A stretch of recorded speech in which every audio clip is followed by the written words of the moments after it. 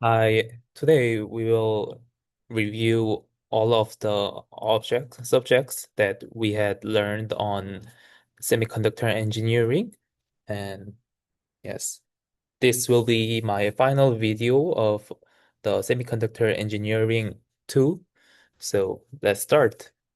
So first of all, we had learned about short channel effect. We we we we talked that SCE and first effect was the punch through. So the punch through was um the effect that are happened by the charge sharing, and as the channels are getting short, the depletion regions are getting closer. So there was some kind of leakage that we had unwanted. So it happens on the inside of the body. So it is very significant effect that are on the semiconductor. So, and second, we had learned that VT roll off. So the VT will be the threshold voltage. And so it is the effect that or the VTs are so the threshold voltage are getting lower as the channels are getting shorter. So and there was some VT reduction. So we can we can have a solution of this by having some shallow source and drain, or before I talk that the punch-through solution can be some three kinds of things. And first will be the heavily doped on the body side, and second will be um, using using SOI, so the silicon dioxide substrate on the body side, and third will be using the buffer, so making some kind of heterogeneous structure on the body side. Mm, and we learned Diebel and Giedel, and the Diebel will be the drain-induced barrier lowering. So when there are drain bias on the drain side, and there will be some lateral E field, and that will makes the barrier lowering. So when the barriers get lower, uh, it can have some leakage on it, and the VT will be getting lower. So we can talk that our millivolt millivolt per volt. So and next the giddle will be the gate induced drain leakage.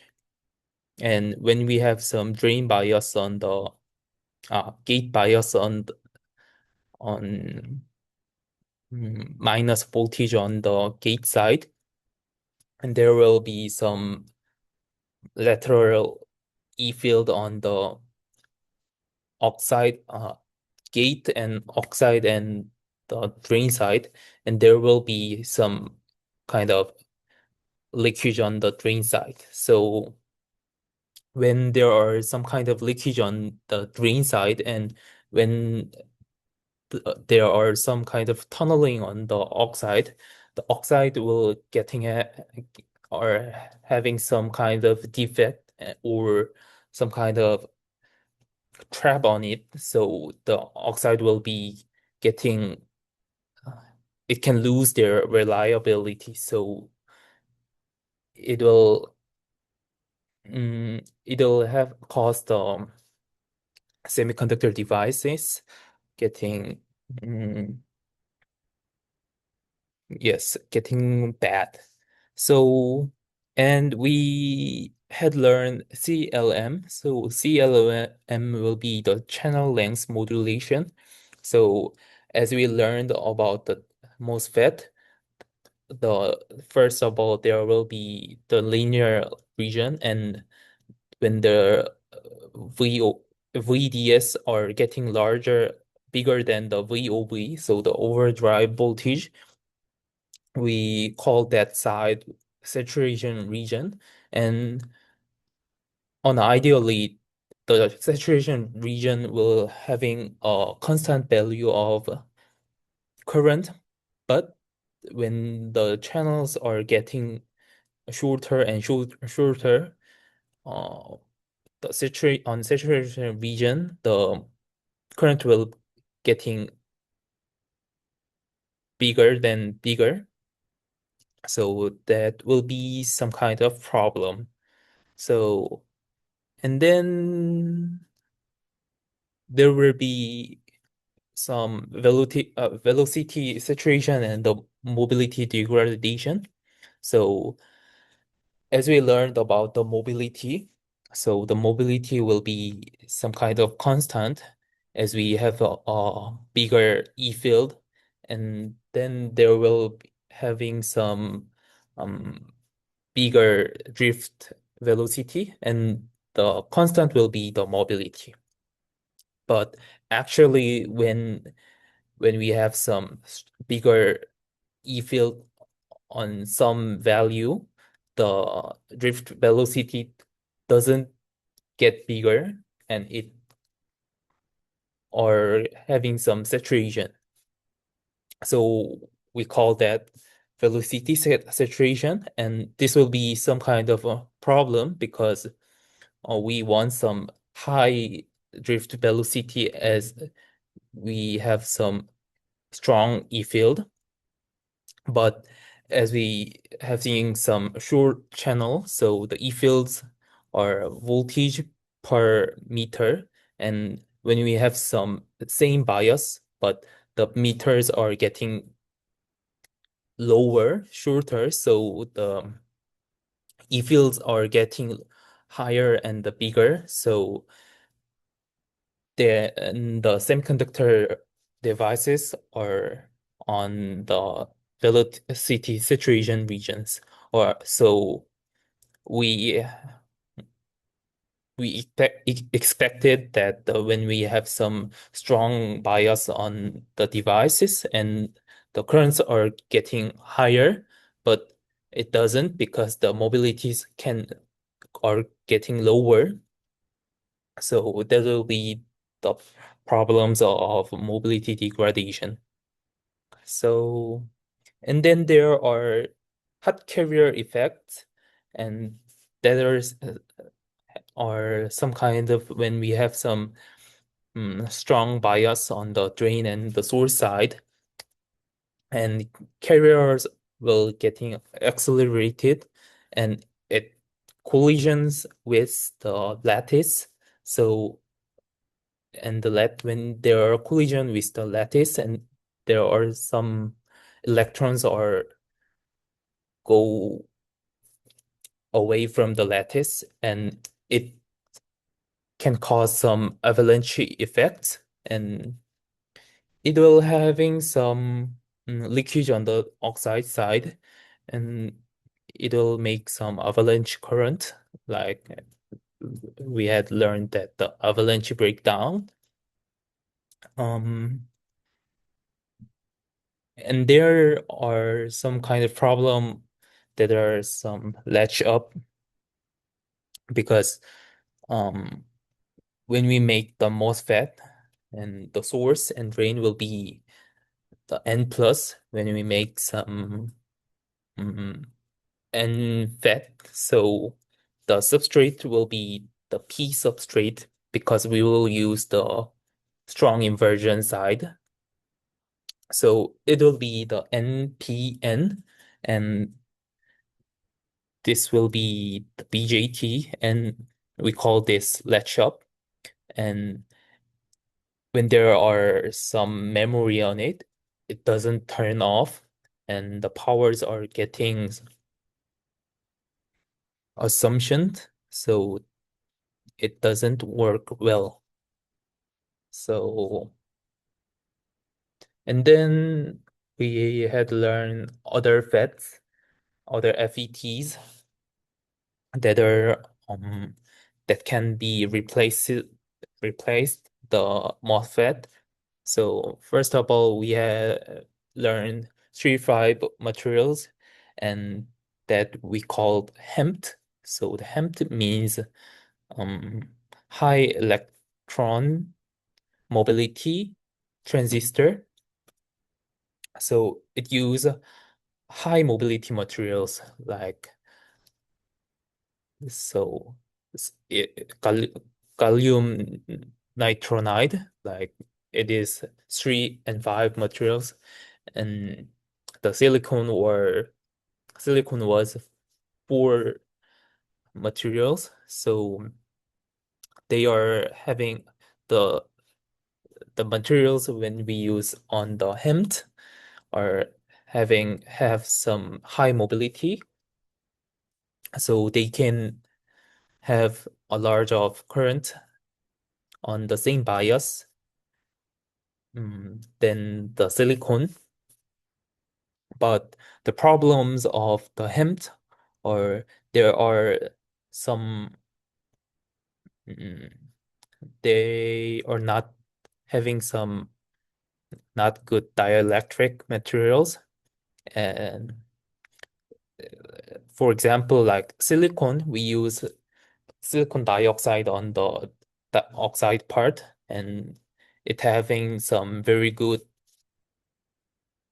collaborate with the silicon, and they are not having some many trap, but like 3 5 materials having not good, there are none of good dielectric for using the oxide part, so that will be some kind of problem. And second, we had learned mm, JFET, and the JFET will be the junction field effect transistor, and the, the JFET use the depletion region. So when there are depletion regions on like this, and there will current flowing, and when we have some strong bias on it, and the depletion region will be getting larger, and when there are some kinds of pinch off on the body side, and there are none of current flowing because on the depletion region there are none of carrier, so it can't having some current flowing. And finally, we had learned the MESFET. So the MESFET are the metal semiconductor field effect transistor. So it used the high KMG. So the high KMG are the using high K materials on the oxide part and using the metal gate on the gate side. So as we learned on the substrate hole swing, when we use polysilicon on the gate side, there are some of capacitance on the gate side, and it will make the substrate hole swing bad. And when we use the metal gate on the metal on the gate side, there are none of capacitance on the gate side, and we can make the substrate hole swing better than the using polysilicon. So that will be the MOSFET. So, and then we learned BJT.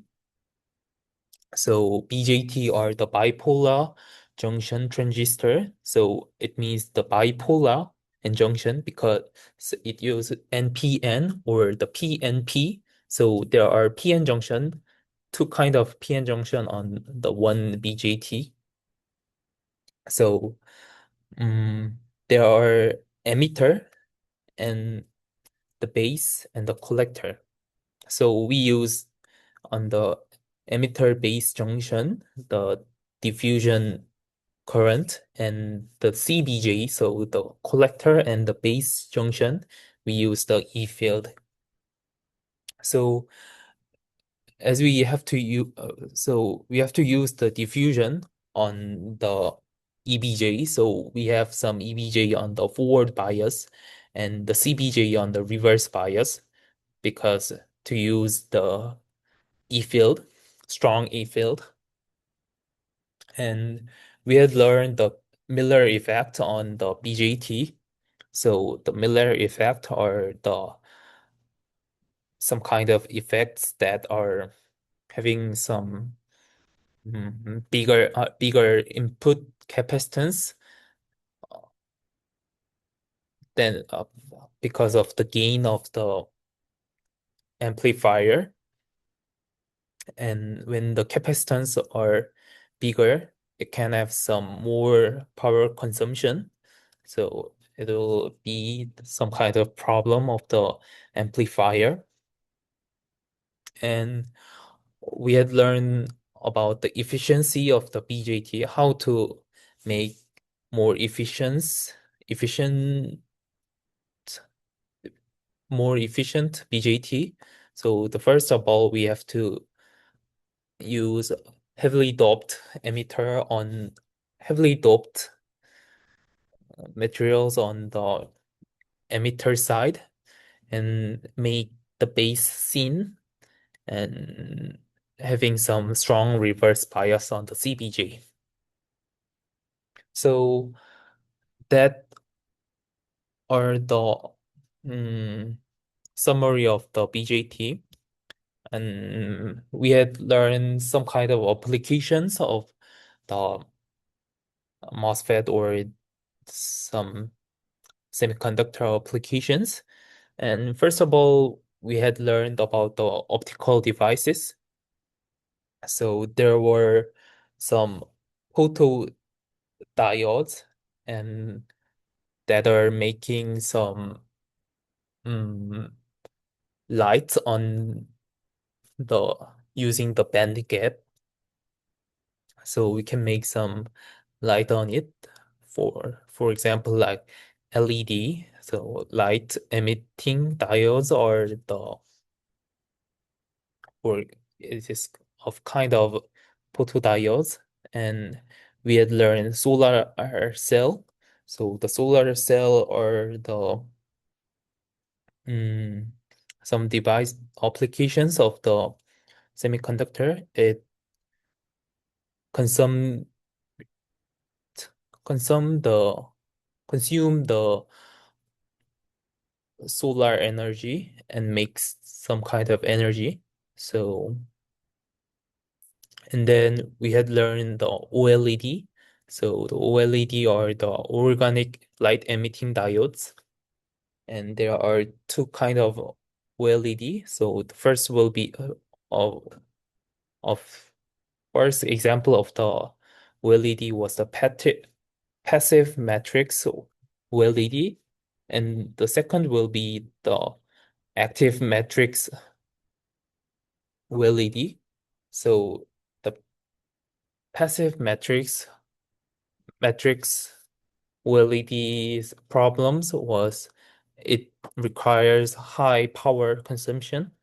And so we use active matrix OLED. So it use capacitors. So when you have some one signal on the raw selection side and it charges a capacitor, and using the capacitor's energy to turn on the diode.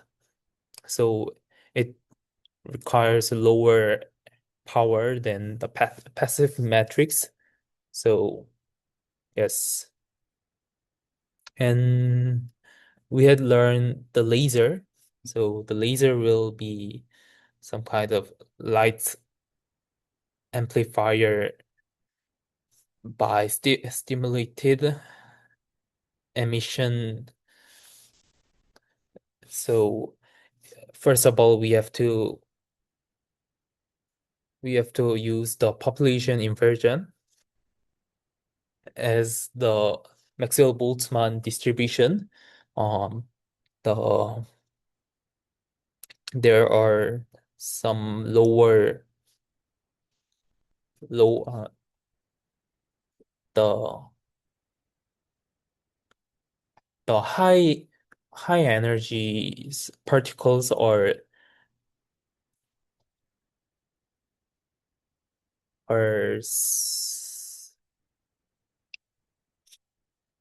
it is it is lower than the low energy particles, so we have to use some energy. So there are some it can make more than the makes more high energy particles. So we call that the population inversions. So in the energy band diagram, there are many than the on the conduction band are many than the valence band. So when there are some carriers are go to the valence band and having have some wave on the side, and we call that the spontaneous emission, and the wave interact all of the valence conduction band, and the when they are stimulated by the that wave, and the carriers are get to the valence band, and it emission some kind of wave. And when we have some coherent wave on the that kind of thing, we are making laser. So that wave are called the stimulated emission. So that's are some mm, some kind of example of the laser. So, and then we have learned about the image sensors. So first of all, we have learned CCD. So the CCD are using the carriers are moving on the side. So and then we had learned about the CIS, the CMOS image sensor. So, mm, and yes, and then when we the last the finally we had learned about the memory, and we had learned three memory devices. So the first will be the SRAM. So SRAM will be the static random access memory, and it have some volatile characteristic. So it have a 60 one cell structure. So on one cell, it has six transistors, and mm, it having some on the both side, there will be the switch transistors, and there on the between of the switch transistor, we use two inverters. So the the first inverter's output are connected to the second inverter's input, and the second inverter's outputs are connected to the first inverter's input. So it having some latch on the middle side. And we had learned about the inverters are using by the CMOS on the CMOS part. So one inverters are including two transistors. So the two inverter will be including four transistors. So the four plus two and the six transistors on one cell. Mm. And it have some high speed than the DRAM. So Yes. So, and second, we had learned about the DRAM, and the DRAMs are the dynamic random access memory. So the reason why that we have some name of on DRAM on the dynamic. So because we use capacitor. So the DRAM have some 1T, 1C on one cell. So we use one transistor and the one capacitor on the in one cell on the DRAM.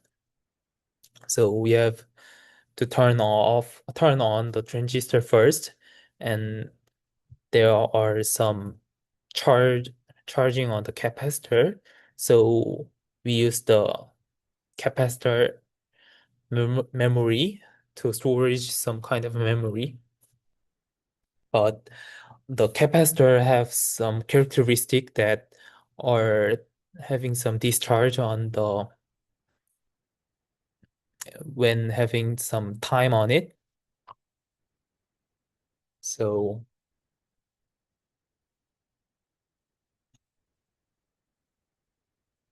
we have to charge the capacitor. So we call this refresh. So so when we have when we want it to less refresh, so we have to make the time delay, RC time delay bigger. So the C will be capacitance will be have to make bigger. So the C will be the epsilon A over T. So the thickness will be have to go lower and the area will having some bigger value. And we use high K materials on the capacitor. So we make like cylindrical model on the DRAM, but it requires more power because we have to refresh on a period time.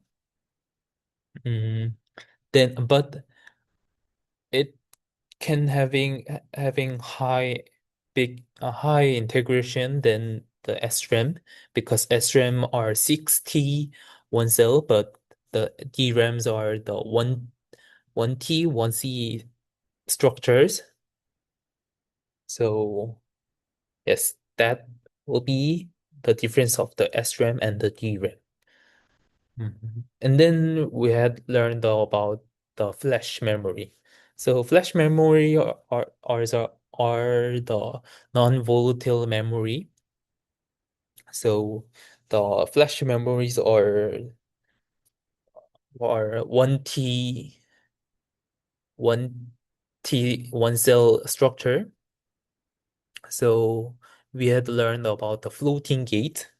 So the gate and the blocking oxide and the memory side, and then the tunneling oxide, and then the body side. So we use the Fowler-Nordenheim tunneling on the tunneling oxide. So when there are some kind of storage charge on the on between of the oxide, so it can having some shift on the threshold voltage. So we use the how how the threshold voltage are shifted. So we read that the shifted threshold voltage. So we can store some kind of memory on it. So this was the final video of the Semiconductor Engineering 2 class. So we had learned many things on this semester. So um, thank you for watching my video.